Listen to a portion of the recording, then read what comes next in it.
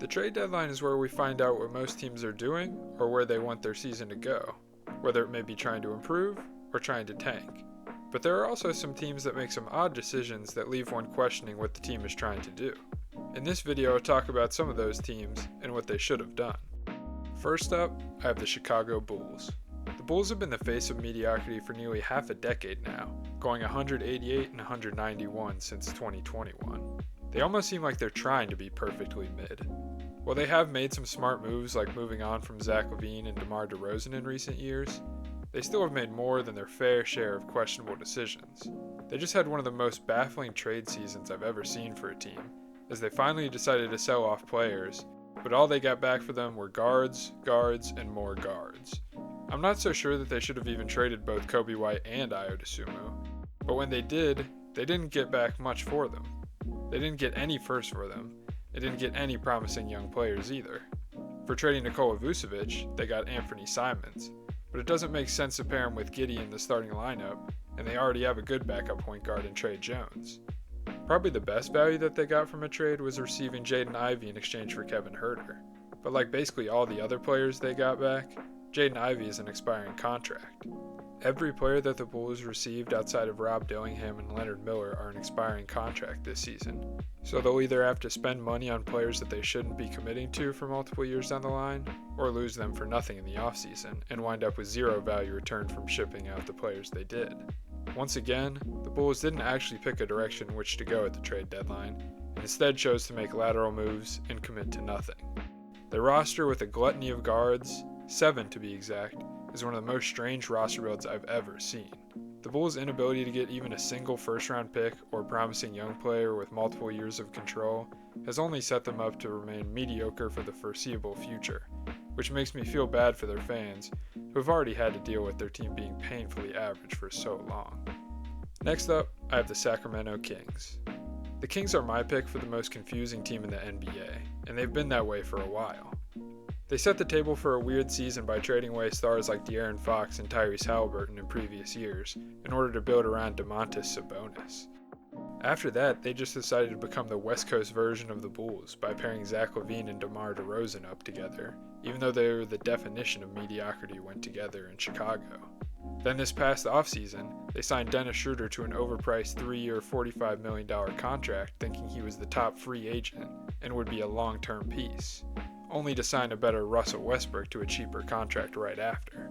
Then during the season, head coach Doug Christie messed with the lineup and rotation so much that it threw Dennis Schroeder and Keon Ellis off and hurt their trade value.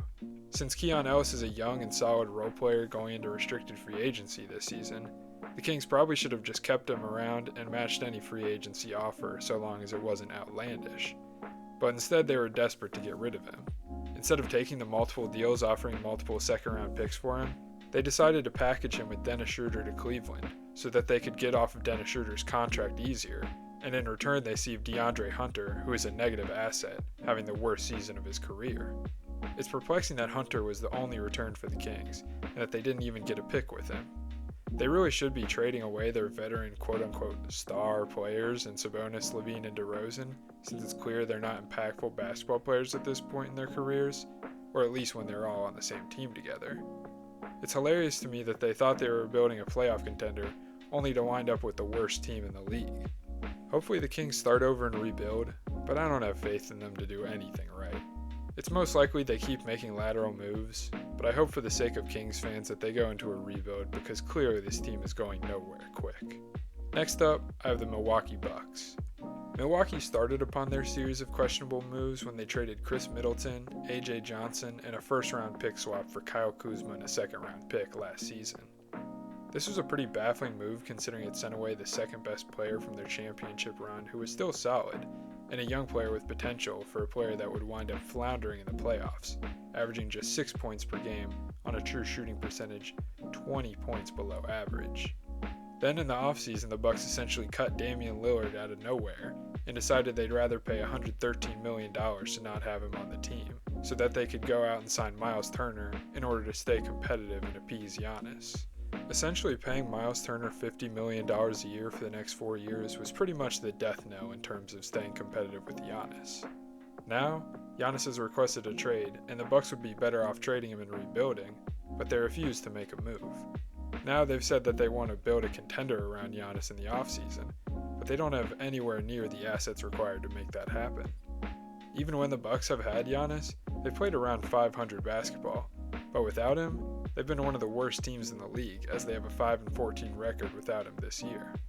Milwaukee's inability to realize that their days of contending with Giannis are over is really hurting their long-term future, as they'll be stuck in no man's land unless they get extremely lucky in the draft lottery or trade away Giannis to start a rebuild. My fourth confusing team is the Miami Heat. After once again being rumored to trade for a star and not landing them, the Miami Heat are primed for yet another play-in tournament appearance. Since the 2023 finals, the Heat have been painfully mediocre, winding up as the 8th seed both of the last 2 years, and losing in the first round both years, winning just 1 out of 9 games, and getting outscored by 25 points per game. After trading away Jimmy Butler last season, the Heat basically closed the book on trying to compete seriously, and they haven't done anything to suggest that they're going to choose a path between trading for a star or selling pieces and trying to rebuild. If they weren't going to get Giannis or another star at the deadline, they should have just started selling off some pieces and building towards the future, since they have been the definition of mid the past 3 years. Tyler Hero is clearly not a very impactful player, as he didn't even play in their finals run, and they've been worse since he came back. Yet they have kept him around anyways, instead of shipping him off to try to get something for the future. They have a really good veteran wing in Andrew Wiggins that they could have gotten a good return for at the deadline, but they decided to pass up on the opportunity as well. Kel'el Ware is the only young promising player they have on the team, but he doesn't fit with Bam Adebayo, who seems like he will be a Heat lifer, which I don't blame Miami for since he's a great player. But Ware and Bam don't fit together, as they have a -6 net rating per 100 possessions when they share the court this year. They really should have gotten a different young piece that fits with their team in exchange for Ware, but instead they keep chugging on down the tracks of mediocrity on their way to Nowheresville. And lastly, I have the Phoenix Suns. When the Suns traded away Kevin Durant in the offseason, it seems as if they were entering a rebuild, but that hasn't been the case so far. Jordan Ott has built a really nice culture there this year, and they've been much better than anyone could have dreamed of, but there's a clear lack of talent in terms of being able to compete with the true contenders of the league, but they're also way too good to try to tank with their current roster. This should have spelled out to the front office that they should sell their players having career years, as their trade value is higher than ever, but they decided to do nothing at the deadline instead. I would understand staying put at the deadline if their team was younger and they were still waiting for development of players to get a clear picture of what they should do, but a lot of their best players are relatively old in NBA terms. Devin Booker is 29, Dillon Brooks is 30, Grayson Allen is 30, and Royce O'Neal is 32. These players are finished products at this point, and they're playing the best basketball of their careers, and they're still a play-in team.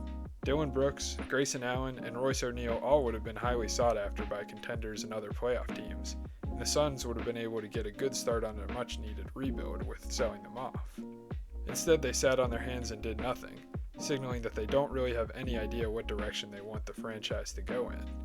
I think it would have been silly to buy at the deadline, but at least it would have showed an indication of what the front office is trying to build, but they chose to do nothing, and continue to put forward a team that is in no man's land, as they are nowhere near contending and too good to tank. Hopefully they show a more clear direction in the offseason, because right now, I have no idea what they're